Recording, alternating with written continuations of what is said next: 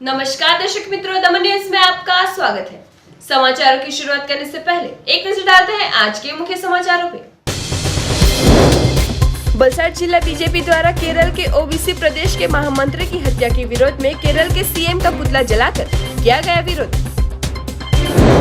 वलसाड रोला ग्राम पंचायत में जीत हासिल करने वाले उम्मीदवार ने हारने वाले उम्मीदवार पर फोड़ा रॉकेट।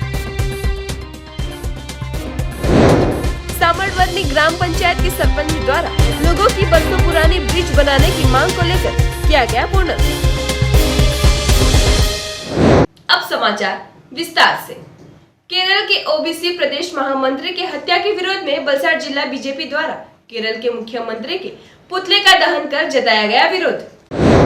केरल के ओबीसी प्रदेश महामंत्री के हत्या के विरोध में वलसाड जिला बीजेपी द्वारा केरल के मुख्यमंत्री का पुतला जलाकर विरोध जताया गया था। केरल में 19 दिसंबर के रोज केरल बीजेपी ओबीसी मोर्चा के महामंत्री रंजीत श्रीनिवासव की हत्या के विरोध में वलसाड जिला बीजेपी द्वारा विरोध प्रदर्शन किया गया था। केरल के बीजेपी के ओबीसी मोर्चा के महामंत्री और एडवोकेट रंजीत श्रीनिवासव की हत्या 19 दिसंबर को केरल में एलडीपीआई ग्रुप के लोगों द्वारा की गई थी। हत्या को लेकर समग्र देश में बीजेपी द्वारा कई जगहों पर दिखावों को आयोजित किया जा रहा है, तो वलसाड जिला बीजेपी के बख्शी पंच मोर्चा द्वारा आजाद चौक में केरल के सीएम का पुतला जलाकर केरल के सीएम के इस्तीफे की मांग और एलडीपीआई ग्रुप द्वारा इस कृत्य को सख्त शब्दों में आलोचना कर इस हत्या में शामिल आरोपियों की गिरफ्तारी करने के साथ सीएम के इस्तीफे की मांग के साथ वलसाड जिला भाजपा द्वारा आजाद चौक से विरोध जताया गया था। वलसाड जिला बीजेपी के अग्रणियों और होद्देदारों ने एकत्रित होकर सीएम के पुतले का दहन कर सीएम के इस्तीफे की मांग की थी, तो वलसाड जिला कलेक्टर को एक आवेदन पत्र देकर विरोध जताया गया था। આજરોજ વલસાડ બક્ષીપંચ મોરચા દ્વારા કેરળમાં જે અમારા પ્રદેશ મહામંત્રી હતા ઓબીસી મોરચાના રંજનજી શ્રીનિવાસન એમની એક 19 તારીખે નિર્મમ હત્યા કરવામાં આવી હતી। એના સંદર્ભમાં અમે બક્ષીપંચ મોરચાના તમામ લોકો અહીં ભેગા થઈ એમનો વિરોધ પ્રદર્શન કરી એમને ન્યાય મળે એ માટે ભેગા થયા છે। અને ત્યાંના સીએમ કેરળના સીએમ શ્રી પી શ્રીનિવાસનના વિરોધમાં અમે સૌ નારાબાજી કરી એમને ન્યાય મળે એ માટે આહવાન કર્યું છે। એ સીડીપીઆઈ જે ગ્રુપ છે ત્યાં એમના દ્વારા એમની હત્યા થઈ છે, તો એમને સજા થાય અને ત્યાંના લોકો પકડાઈ જાય જેમણે હત્યા કરી છે। સીએમને રાજીનામાની માંગ છે અને જો રાજીનામું એટલા માટે કે જો એ લોકો અપરાધીઓને દંડ નહીં કરી શકે તો એમણે રાજીનામું આપી દેવું જોઈએ। કેરળમાં આમ જુઓ ને તો અત્યાર સુધીમાં ભાજપ અને આરએસએસના અસંખ્ય કાર્યકર્તાઓની હત્યા કરવામાં આવી છે અને હવે પછી આ બધું નહીં થાય એ માટે અમે સૌ ભેગા થયા છે। वलसाड के रोला ग्राम पंचायत के चुनाव में हारे हुए उम्मीदवार आशाबेन पटेल पर पूर्व सरपंच और फिलहाल सभ्य पद के विजेता उम्मीदवार द्वारा रॉकेट फोड़कर घायल करते आशाबेन पटेल को उपचार के लिए भर्ती करवाया गया अस्पताल। वलसाड जिला में आयोजित 302 ग्राम पंचायतों के चुनाव के बाद मतगणना की प्रक्रिया 21 दिसंबर को आयोजित होते कहीं खुशी तो कहीं गम का माहौल देखा गया था। तहसील के ग्राम पंचायतों में नए टर्म के लिए अपने कदम रखने के लिए उत्साह देखा गया था, तो वहीं हारे हुए उम्मीदवारों के चेहरों पर मायूसी छाई हुई देखी गई थी। इसी बीच एक नया मामला प्रकाश में आया। रोला ग्राम पंचायत में जीत हासिल करने वालों ने उम्मीदवार के समर्थकों द्वारा हारे हुए उम्मीदवार आशाबेन पटेल पर रॉकेट फोड़ा गया था। पूर्व सरपंच और फिलहाल सभ्य पद पर विजेता हुए चिंतन पटेल और उनके साथियों द्वारा रॉकेट फोड़ते आशाबेन पटेल घायल हुए थे, जिनको फिलहाल तो अस्पताल में भर्ती करवाया गया है। दादरा नगर हवेली के सामरवर्णी ग्राम पंचायत के सरपंच कृतिकाबेन बारात ने बरसों से लोगों द्वारा गांव में ब्रिज बनाने की मांग के वचन को किया गया पूर्ण। दादरा नगर हवेली के सामरवर्णी ग्राम पंचायत के सरपंच कृतिकाबेन बारात ने आज बरसों से लोगों द्वारा ब्रिज बनाने की मांग किया अंत सामरवर्णी गांव के ओझरपाड़ा, आंबापाड़ा, वड़ापाड़ा, वारली वार्ड जैसे क्षेत्र के लोगों को काफी दिक्कतों का सामना करना पड़ रहा था। बारिश के मौसम में तो समस्या और बढ़ जाती थी। यहाँ पर अंदाजित 60 से ज्यादा घर आए हुए हैं, जिसमें से आधे लोगों के संपर्क टूट जाते हैं। बारिश में तो जनसंपर्क के लिए 3 से 4 दिन लग जाते हैं। तो समस्या के चलते लोगों द्वारा कई बार शिकायत की गई हो। लोगों की मांग पर विशेष ध्यान देकर ग्राम पंचायत के सरपंच कृतिकाबेन बारात और जिला पंचायत सभ्य बगुभाई पटेल, नीलेश भाई, अश्विन भाई और इंजीनियरों के साथ कॉन्ट्रैक्टर की एक विजिट की गई थी और इस स्थल पर तुरंत ब्रिज के निर्माण कार्य की शुरुआत करने के लिए उस दिशा में कार्यवाही कर अन्य विकास कार्यों का हल लाने के लिए भी स्थल की मुलाकात ली गई थी। आज हम लोग को सामरवनी वडफलिया उजरफलिया में विजिट के लिए गए थे और हम लोग हमारे पंचायत मैडम, सरपंच मैडम है और इंजीनियर हैं, हमारे अश्विन भाई है और जो कॉन्ट्रैक्टर थे वो लोग भी साथ में आए थे।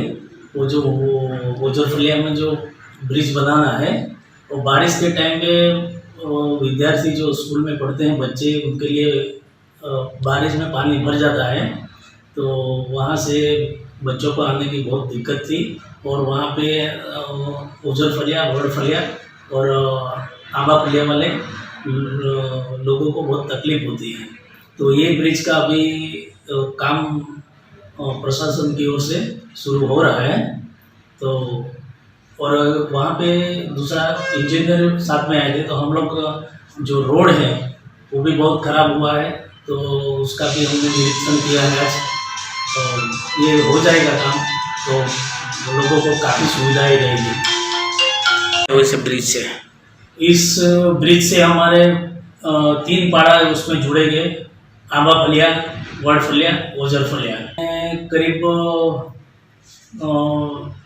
400-500 घर है। तो पॉपुलेशन बोलेगा तो ज़्यादा है, 2-3 हज़ार लोग रहते हैं। अच्छा। और विद्यार्थी भी वहीं प्रशासन की ओर से मंजूरी मिली है, तो ये बहुत जल्द ब्रिज बनने वाला है और लोगों को उसकी बेनिफिट मिलेगी। साइबर धोखाधड़ी करने वाले आरोपी को गिरफ्तार करने में सिलवासा पुलिस को मिली बड़ी सफलता। आरोपी को पटना से दर्द पहुंचा। दादरा नगर हवेली के नरौली के रहने वाले जयप्रकाश श्रीराम रहीस पटेल ने 2 मार्च 2020 को सिलवासा पुलिस स्टेशन में एक शिकायत दर्ज कराई थी कि उसके साथ लोन देने के नाम पर धोखाधड़ी हुआ है और उनके बैंक अकाउंट से 30,000 रुपए जमा कर लिए गए हैं, जबकि जिस रिलायंस फाइनेंस के नाम पर पैसे जमा करवाए गए थे उसमें दिए गए ऑफिस और पता सब फ्रॉड है। जयप्रकाश की शिकायत पर पुलिस ने इस मामले में जांच पड़ताल शुरू की और पाया कि जयप्रकाश ने HDFC बैंक से व्यक्तिगत ऋण के लिए ऑनलाइन आवेदन किया था और उन्हें रिलायंस फाइनेंस मुंबई से कर्मचारी होने का दावा करने वाला एक कॉल आया और ऋण के लिए आवेदन करने के लिए एक लिंक भेजा गया था। इसके बाद उनके निर्देश पर शिकायतकर्ता ने 30,000 रुपए Punjab national bank of Patna शाखा के खाते में जमा कर दिए गए थे। ऋण स्वीकृत नहीं होने के कारण शिकायतकर्ता रिलायंस फाइनेंस के पते पर गया था, लेकिन वहां ऐसा कोई कार्यालय नहीं मिला।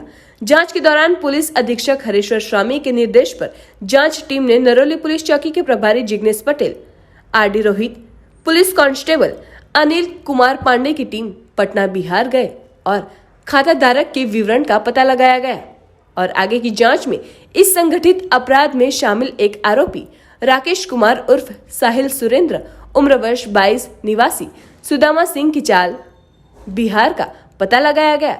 लगातार पूछताछ करने पर उसने कबूल किया कि उसने Punjab national bank of Patna शाखा में स्कूल में पढ़ने वाले लड़के के नाम पर धोखाधड़ी के उद्देश्य से खाता खोला था और वे विभिन्न स्थानों से ATM पासबुक संचालित करते थे। वह अन्य धोखाबाजों के साथ मिलकर जनता को अलग अलग बहाने टकता था और उनकी गाड़ी कमाई खाते में जमा करवा देता था।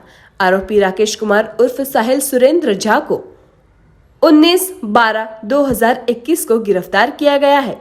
आगे की टीम पुलिस द्वारा जारी रखी गई है। पाड़ी तहसील के सारण गांव में ग्राम पंचायत के चुनाव में सरपंच पद के उम्मीदवार के तौर पर शिल्पाबेन पटेल की हुई भव्य विजय। समर्थकों ने दी बधाई। पाड़ी तहसील की कुल 42 ग्राम पंचायतों के चुनाव के परिणाम की गिनती के बाद जीते हुए उम्मीदवारों के बीच उत्साह का माहौल देखा गया था।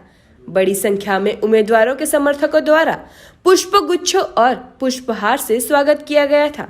तो पाड़ी तहसील के सारण ग्राम पंचायत में सरपंच पद के उम्मीदवार शिल्पाबेन पटेल विजय घोषित होते फूलहार से समर्थकों द्वारा उनका स्वागत किया गया था।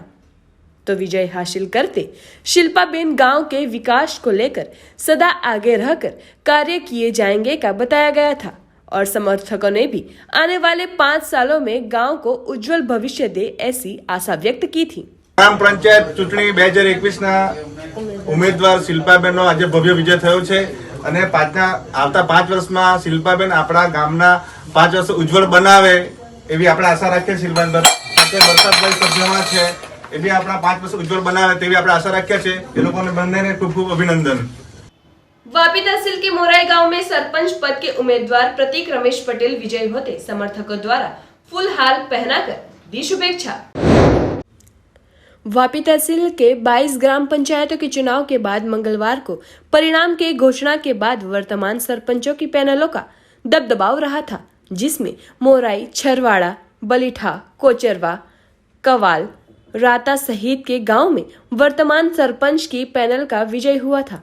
तो मोराई गांव में सरपंच पद के उम्मीदवार प्रतीक रमेश पटेल को 498 वोट प्राप्त होते उनका भव्य विजय हुआ था, जिनको उनके समर्थकों द्वारा पुष्पहार पहनाकर स्वागत किया गया था। तो विजेता उम्मीदवार प्रतीक द्वारा भी गांव के विकास में अब ज्यादा से ज्यादा कामगिरी करके गांव के उज्जवल भविष्य की कामना की थी। तो वहीं उनके समर्थकों द्वारा भी उज्जवल भविष्य गांव को दे ऐसी आशा व्यक्त की गई थी। दादरा नगर हवेली में 13, 14 और 15 जनवरी को राजस्थान में आदिवासी महासम्मेलन का आयोजन होने जा रहा हो, लोगों को दिया जा रहा है निमंत्रण। दादरा नगर हवेली में आदिवासी महासम्मेलन जो 13, 14 और 15 को आयोजित होने वाले हो, आदिवासी एकता परिषद दादरा नगर हवेली में आदिवासी महासम्मेलन को लेकर लखन जगा रहे हैं। 13, 14 और 15 जनवरी को प्रतापगढ़ राजस्थान में 29वां आदिवासी सांस्कृतिक एकता महासम्मेलन होने जा रहा है, जिसमें दादरा नगर हवेली के लोग भी जाने वाले हैं। एकता परिषद के कार्यकर्ताओं सभी जगहों पर घूमकर महासम्मेलन के बारे में बता रहे हैं। इस अवसर पर विनय कुवरा ने बताया कि हमने सांसद कलाबेन डेलकर, पूर्व सांसद नटूभाई पटेल को भी निमंत्रण दिया है। आगे बताया कि आदिवासी बहुल दादरा नगर हवेली, महाराष्ट्र, गुजरात, राजस्थान, मध्य प्रदेश में क्रमानुसार हर साल महासम्मेलन आयोजित होता है। तो इस बार भी महासम्मेलन में शामिल होने के लिए निमंत्रण दिया जा रहा है। ये आदिवासी एकता परिषद से हम लोग हैं और हमारा सम्मेलन हर साल 5 स्टेट में होता है, जैसे कि दादरा नगर हवेली, महाराष्ट्र, गुजरात, राजस्थान और मध्य प्रदेश। तो इस साल में हमारा जो महासम्मेलन है ये राजस्थान प्रतापगढ़ के वहाँ है। तो अभी हम लोग यहाँ का जो दादरा नगर हवेली आदिवासी समाज के जो भी नेता लोग हैं या सरपंच सभ्य और तमाम समस्त आदिवासी समाज के लोग हैं, उनको हम आमंत्रित कर रहे हैं कि सम्मेलन में आए। जो हमारा सम्मेलन में जो हक अधिकार की, जो आदिवासी के हक अधिकार है, उसकी बहुत बड़ी उधर जो हमारे आदिवासी समाज के जो बुद्धिजीवी लोग होते हैं, जो नेता लोग होते हैं, वो वहाँ पे बहुत अच्छी तरह से हक अधिकार की बात रखते हैं। और हमारा जो समाज है, चाहे वो इधर कोई IAS ऑफिसर हो या कोई सरकारी अधिकारी हो या कोई भी हमारा समाज, तमाम समाज उधर एक साथ आता है। और हमारे समाज की बहुत बड़ा दिन 13, 14 और 15 जनवरी का दिन होता है। कल ही हम लोगों ने हमारे आदरणीय सांसद जी श्री कलाबेन डेलकर जी को दिया और पूर्व सांसद जो हमारा नटूभाई जी पटेल, उसको भी दे दिया। और तमाम जो हमारे यहाँ के बड़े बड़े जो नेता है या बड़े बड़े जो जिसका नाम है आदिवासी में चलता है, उन लोगों को दे दिया है। अच्छा, अभी ये यहाँ जो बड़े बड़े जो नेता है या बड़े बड़े जो हमारे समाज के लोगों हैं, उनको दे दिया है। अभी हम लोग गांव में निकलेंगे, जो हमारे नीचे स्तर के जो आदिवासी समाज के लोग भी जोड़ना है, तो हम लोग गांव-गांव में भी घूमेंगे। हम लोग तो चाहते हैं तमाम आदिवासी समाज आ जाए, ऐसे हमारी, और अब बहुत से लोग जोड़ेंगे, ऐसा हमारा उम्मीद है, ऐसे हमारी उम्मीद। जिलाबेन ने आश्वासन हमें ये दिया है कि हमारे तरफ से भी बहुत लोग आएंगे, हम लोग बात करेंगे, ऐसे उसने हमको आश्वासन दिया। समय मकसद ये है कि हमारा जो आदिवासी का जो हक अधिकार का जो लड़ाई है, यही है। समाचारों के अंत में आइए एक नजर डालते हैं आज के मुख्य समाचारों पे। वलसाड जिला बीजेपी द्वारा केरल के ओबीसी प्रदेश के महामंत्री की हत्या के विरोध में केरल के सीएम का पुतला जलाकर किया गया विरोध। वलसाड रोला ग्राम पंचायत में जीत हासिल करने वाले उम्मीदवार ने हारने वाले उम्मीदवार पर फोड़ा रॉकेट। सामरवर्णी ग्राम पंचायत के सरपंच द्वारा लोगों की बरसों पुरानी ब्रिज बनाने की मांग को लेकर किया गया पूर्ण। तो ये थे दमन न्यूज के अब तक के समाचार। नए समाचार, नई घटनाओं के साथ हम फिर मिलेंगे। नमस्कार।